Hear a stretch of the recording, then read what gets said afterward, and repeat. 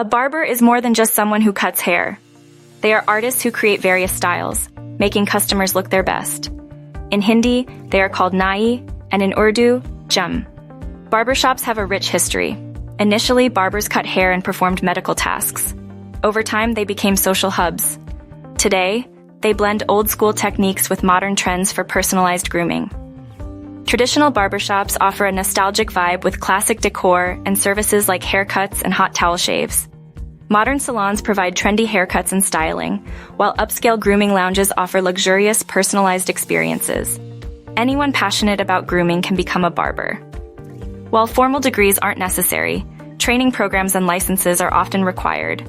Key skills include attention to detail, good hand-eye coordination, and excellent communication. Barbers must follow strict hygiene rules. This includes sanitizing tools, disinfecting surfaces, handling bloodborne pathogens, recognizing skin conditions, and providing first aid to ensure client safety and health.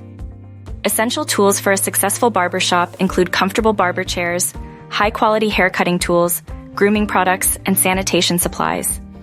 A well-equipped shop ensures a professional and hygienic environment for clients.